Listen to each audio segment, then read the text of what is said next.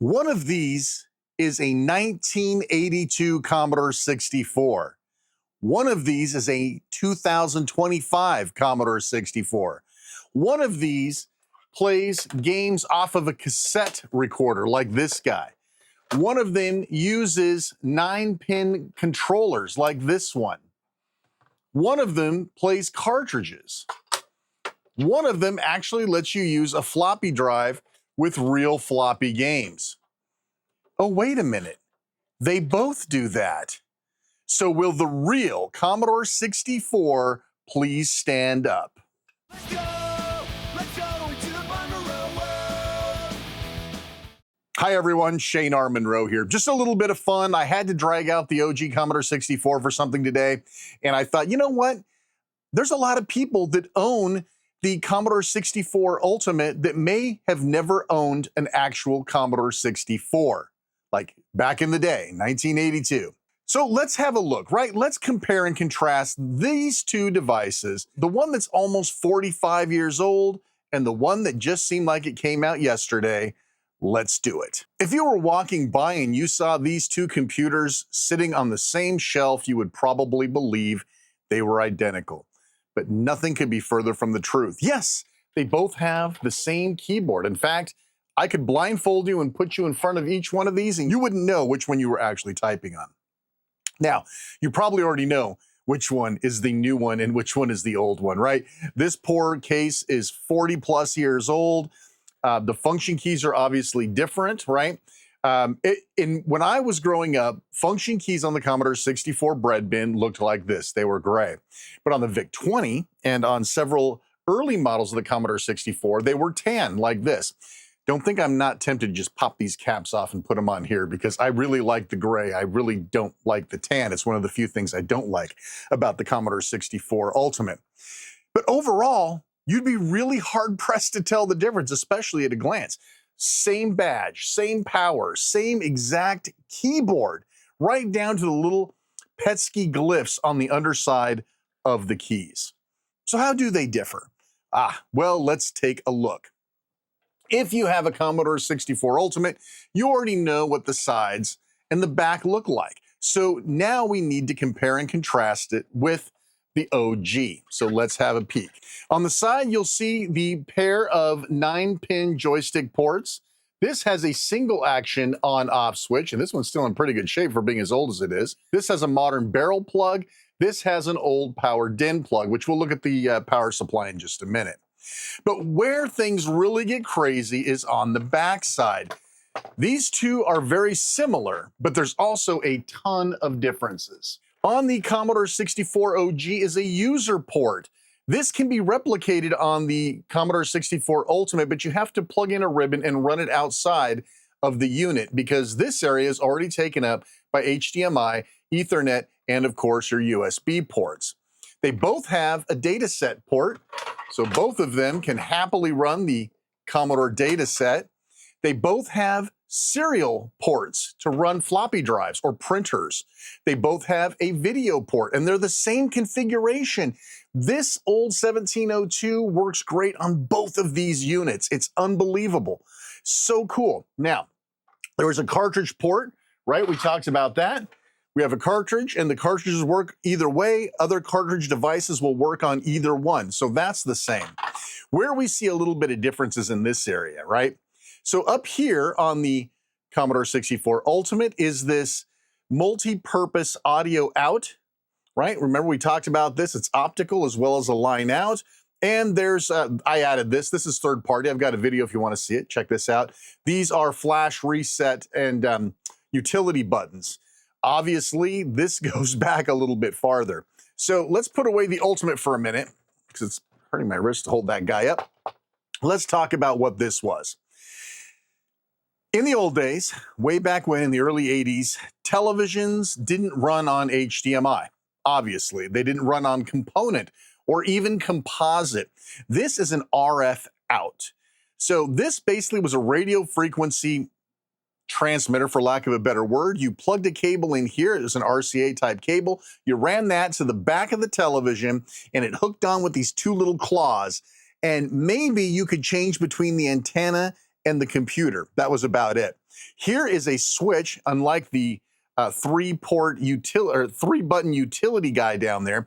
This let you change which channel you wanted to broadcast on. That's right. You would actually broadcast on channel 3 or 4, and that would change how this frequency, how this RF port exported the signal out to your television. Back in the day, sometimes your local stations would be broadcast on channel 3, so it'd be better if you turn this to channel 4 to avoid interference. And of course, the opposite could be true. But otherwise, damn, these things are so close. These things are almost perfect little twinsies. Only one of them is 45 years old and the other one's less than a year old. This one has all sorts of quality of life improvements, right? USB to load games off of, right? You don't have to use a floppy disk. You can use HDMI out. But you also can use all this other hardware. Now, most of the time, when you think about the differences between the classics and the new stuff, usually the new stuff is emulated. If you look at the C64 or the C64 Mini or Maxi, you would be seeing something that is an emulation of this guy. If I were to lift this open, and I'll put something over the screen so you can see, if I were to lift this open, you would see chips and resistors and 1982 technology driving this guy. You know from my previous videos, if you open up this guy, you're going to see a very neat little board, an FPGA programmable. It's not even a simulation. It's a recreation of the hardware that's found in here. Except for in this guy, you can have 4 SID chips running. In this guy, you only can have 1. In this one, you can have 2 different types of SID chips. This one only comes with what's on the board, which I believe is one of the original SID chips. This one, you can overclock to like 64 megahertz. This one runs at 1 megahertz. So this literally does everything that this guy does and more. Quality of life, right? So when we talk about classic hardware, modern hardware, which is the real Commodore 64? Which one of these should stand up? What is the real Commodore 64? The answer, they both are. Both of these are real Commodore 64s. They're both made by Commodore, and they were both born almost 45 years apart. That's pretty impressive. You want to see this work? This isn't just a showpiece. This isn't just a wall hanger. It actually works. Now, I'm going to give you some advice, pennies worth, a nickel's worth of free advice. The power supplies for the original Commodore is this huge brick. And I'm grunting a little bit because this thing is actually heavy as hell. Now, this has been tested good. I know it works. This is old as hell, man.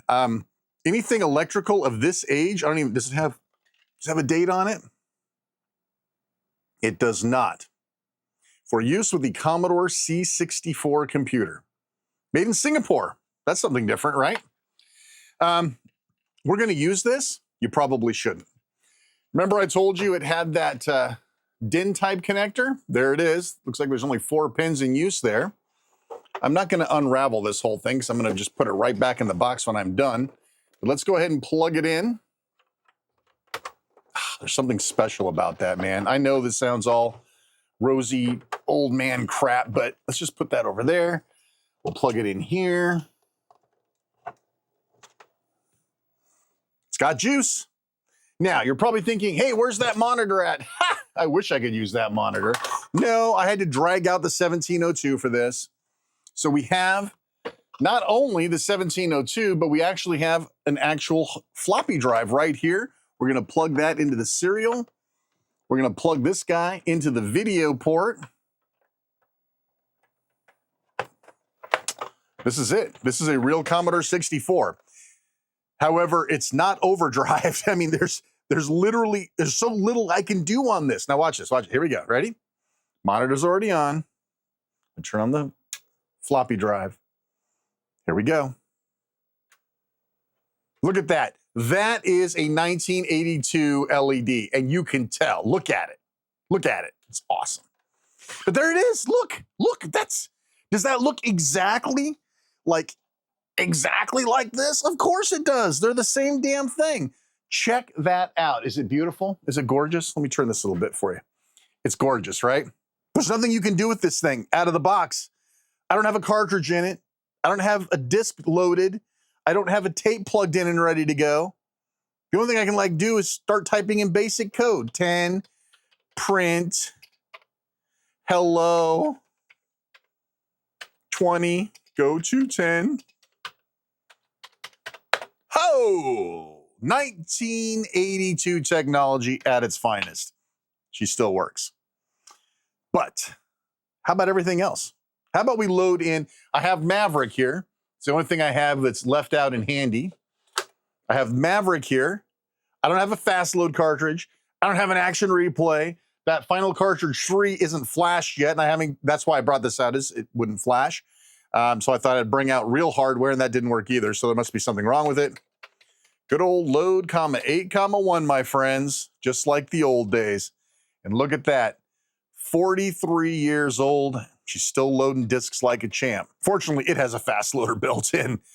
But look at that. I mean, I got goosebumps a little bit, right? The hair standing up on the back of my neck a little bit. Because as great as this is, right? As great as this guy is, and it's fantastic, right? You don't want to own one of these because then you have to own one of those. You have to own one of these. You own one of these, you don't have to own any of that stuff. So there's something to be said for that.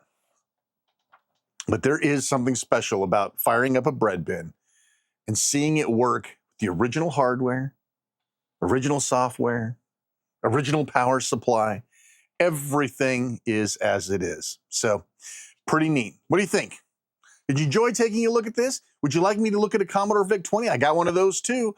Let me know in the comments down below if I can show you anything else about this amazing OG piece of frickin' magical hardware. Yes, I know, I'm a little bit in love with it, which is why I own so many Commodore 64 related things. So that's it. Listen, I hope you enjoyed this. Like, subscribe, hit the bell. You guys know what to do. I had a lot of fun bringing this out, but I'm going to have less fun having to drag all this crap back into storage. So I hope you enjoyed it. That's going to do it for me. I'm Shane R. Monroe. Thanks so much for watching. Take care. We'll see you next time.